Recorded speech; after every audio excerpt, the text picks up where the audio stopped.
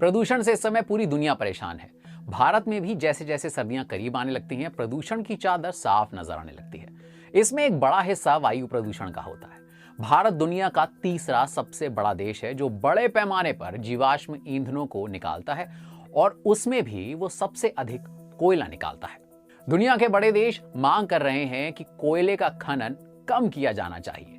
ऐसे में सवाल उठता है कि भारत जैसे देश के लिए ये कितना मुश्किल है कि वो अपने सबसे महत्वपूर्ण ऊर्जा स्रोत को खो दें। पश्चिम लगातार भारत से कार्बन उत्सर्जन कम करने का आग्रह कर रहा है, और उसमें भी उसका ध्यान उसके सबसे जरूरी स्रोत कोयले पर है। ये सबसे गंदे ईंधनों में से एक है। भारत के कुल ऊर्जा उत्पादन में इसकी भागीदारी 70% है।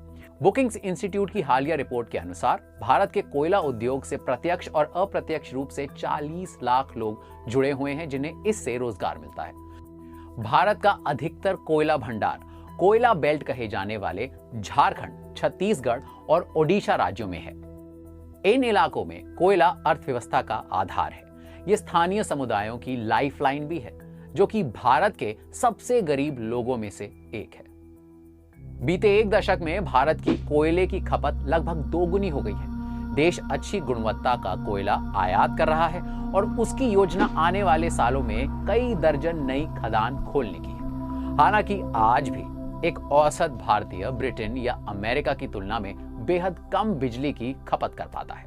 इसके साथ ही भारत स्वच्छ ऊर्जा की ओर भी जा रहा है, जिसमें उसका लक्ष्य 2030 तक गैर जीवाश्म ईंधन से 40% तक बिजली बनाना है।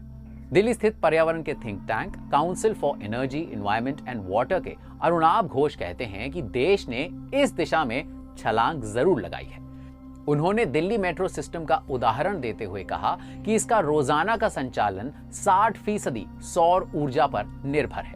हालांकि घोष ये भी कहते हैं कि देश में नवीकरणीय ऊर्जा की परियोजना को बढ़ाने के लिए बाहर से निवेश लाना बेहद जरूरी है।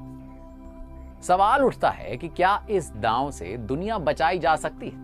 अंतर्राष्ट्रीय ऊर्जा समिति के अनुसार भारत में अगले 20 सालों में ऊर्जा की जरूरत किसी भी दूसरे देश से सबसे अधिक होगी। लेकिन ओडिशा के समुदाय हमें याद दिलाते हैं कि कोयले पर निर्भरता कम करने में कितनी बड़ी चुनौतियां हैं, और उनको पाने के लिए बहुत कुछ किए जाने की जरूरत है। भारत में ऐसे बहुत से लोग हैं जिनका तर्क होगा कि देश नवीकरणीय ऊर्जा में लंबी छलांग लगा चुका है, और उसके पास सौर ऊर्जा जैसे विकल्प भी हैं। लेकिन तब भी एक राष्ट्र की कोयले पर इस तरह की निर्भरता दिखाती है कि कोयला मुक्त भविष्य अभी बहुत दूर है। ऊर्जा के भूखे इस देश में